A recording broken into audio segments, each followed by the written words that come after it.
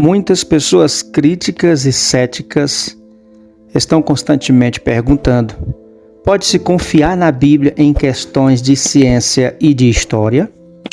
Alguns têm sugerido que as Escrituras sempre podem ser confiáveis em questões de ordem moral, mas que nem sempre são corretas em questões históricas.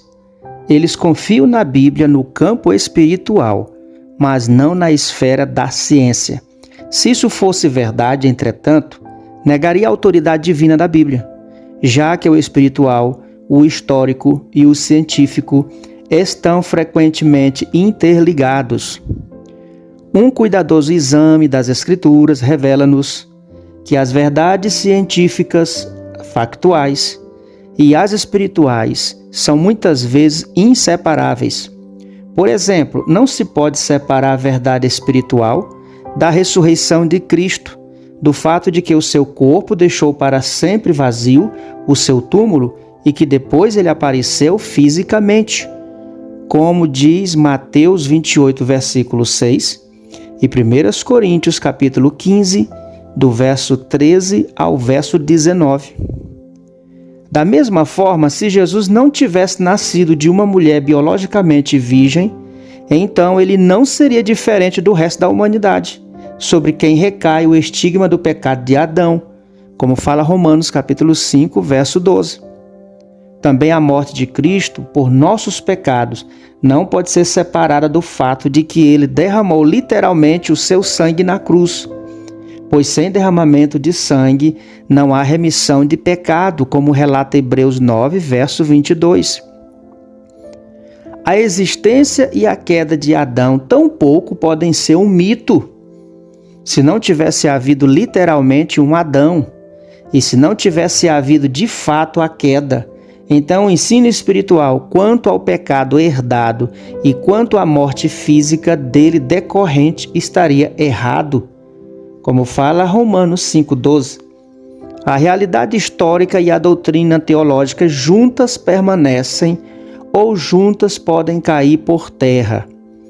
Além disso, a doutrina da encarnação é inseparável da verdade histórica de Jesus de Nazaré, como fala no Evangelho de João, capítulo 1, versículo 1 e 14.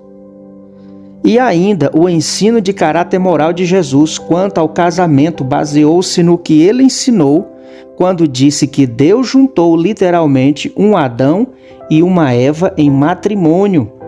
Ele fala em Mateus 19, versículo 4 a 5. Em cada um destes casos, o ensino moral e o teológico perdem totalmente o sentido se desconsiderado o evento histórico e fatual. Negando-se que aquele evento ocorreu literalmente no tempo e no espaço, fica-se então sem uma base para crer na doutrina bíblica construída sobre ele. Com frequência, Jesus comparou eventos do Antigo Testamento diretamente com importantes verdades espirituais. Por exemplo, ele relacionou sua morte e ressurreição com Jonas e o grande peixe, como fala Mateus 12, verso 40.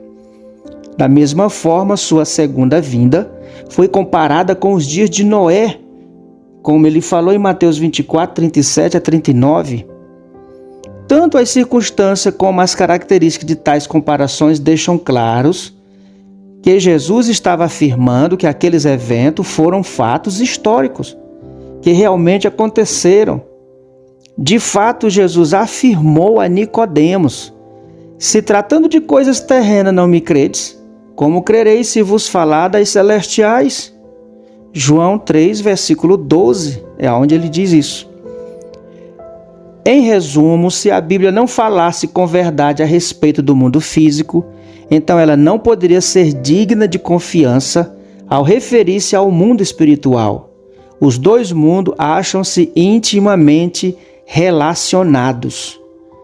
Louvado seja Deus. Se você gostou, deixa a sua curtida, deixa o seu comentário, compartilhe para mais conteúdos e se inscreva se não for inscrito ainda.